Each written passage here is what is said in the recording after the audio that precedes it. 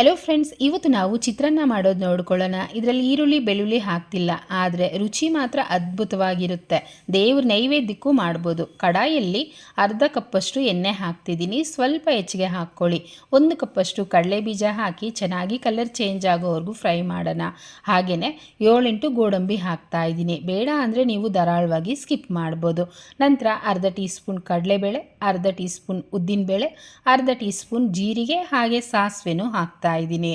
ಈಗ ನಮಗೆ ಸಾಸಿವೆ ಚಿಟಪಟ ಅಂತ ಸಿಡಿಬೇಕು ಮತ್ತು ಗೋಡಂಬಿನೂ ಕಲರ್ ಚೇಂಜ್ ಆಗಬೇಕು. ಆದರೆ ಸ್ಟವನ್ನು ಮಾತ್ರ ಸಿಮ್ಮಲ್ಲಿಟ್ಟು ಫ್ರೈ ಮಾಡ್ಕೊಳ್ಳಿ.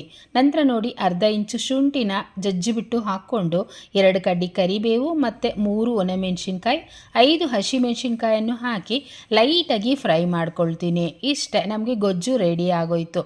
ಎಣ್ಣೆ ಸ್ವಲ್ಪ ಹೆಚ್ಚಿಗೆ ಹಾಕ್ಕೊಂಡ್ರೆ ಚೆನ್ನಾಗಿರುತ್ತೆ. ಉಪ್ಪು ಮತ್ತು ಚಿಟಿಕೆಯಷ್ಟು ಅರಿಶಿನ ಹಾಕಿ ಮಿಕ್ಸ್ ಮಾಡಿ ಸ್ಟವನ್ನು ಆಫ್ ಮಾಡ್ಕೊಳ್ತೀನಿ. ಈ ಗೊಜ್ಜು ನೀವು ಒಂದ್ಸಲ ಮಾಡಿ ಫ್ರಿಜ್ಜಲ್ಲಿ ಇಟ್ಕೊಂಡು 10ರಿಂದ 15 ದಿನ ಧಾರಾಳವಾಗಿ ಬಳಸ್ಬೋದು.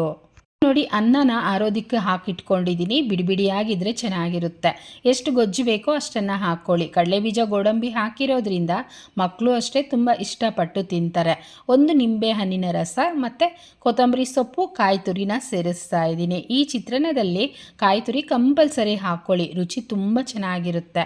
ಈಗ ನೋಡಿ, ಎಲ್ಲನೂ ನೀಟಾಗಿ ಮಿಕ್ಸ್ ಮಾಡ್ತಿದ್ದೀನಿ. ಇಲ್ಲೂ ಅಷ್ಟೇ ನಮಗೆ ವೈಟ್ ರೈಸ್ ಕಾಣಬಾರ್ದು, ಆ ರೀತಿ ಮಿಕ್ಸ್ ಮಾಡ್ಕೊಳ್ಳಿ. ಸ್ಪೂನಲ್ಲಿ ಮಿಕ್ಸ್ ಮಾಡೋದಕ್ಕಿಂತ ಕೈಯಲ್ಲಿ ಮಿಕ್ಸ್ ಮಾಡಿಕೊಂಡ್ರೆ ಚಿತ್ರಾನ್ನ ರುಚಿಯಾಗಿರುತ್ತೆ. ಚಿತ್ರಾನ್ನನೇ ಅಂತಲ್ಲ, ಪುಳಿಯೋಗರೆಗೂ ಅಷ್ಟೇ ಈ ರೀತಿ ಕೈಯಲ್ಲಿ ಮಿಕ್ಸ್ ಮಾಡಿದ್ರೆ ತುಂಬ ರುಚಿ ಬರುತ್ತೆ. ಒಂದ್ಸಲ ಈ ಮೆಥಡ್ನ ಖಂಡಿತ ಫಾಲೋ ಮಾಡಿ ನೋಡಿ. ನೋಡಿದ್ರಲ್ಲ, ನೀಟಾಗಿ ಮಿಕ್ಸ್ ಆಗೋಯ್ತು. ಇಷ್ಟೇ, ಸಿಂಪಲಾಗಿ ರೆಡಿ ಆಯಿತು. ಈಗ ನಾನು ರುಚಿ ನೋಡಿ ಏನಾದರೂ ಕಡಿಮೆ ಇತ್ತು ಅಂದರೆ ಸೇರಿಸ್ಕೊಳ್ತೀನಿ. ಖಾರ ಮತ್ತು ಉಪ್ಪು ಕಡಿಮೆ ಇದೆ, ಉಪ್ಪು ಮತ್ತು ಸ್ವಲ್ಪ ಗೊಜ್ಜನ್ನು ಹಾಕಿ ನಾನು ಮಿಕ್ಸ್ ಮಾಡ್ಕೊಳ್ತೀನಿ.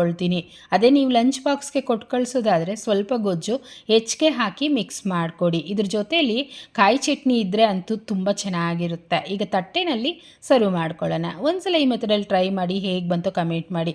ಲೈಕ್, ಶೇರ್ ಹಾಗೆಯೇ ಚಾನಲ್ನ ಸಬ್ಸ್ಕ್ರೈಬ್ ಮಾಡ್ಕೊಳ್ಳಿ. Thank you.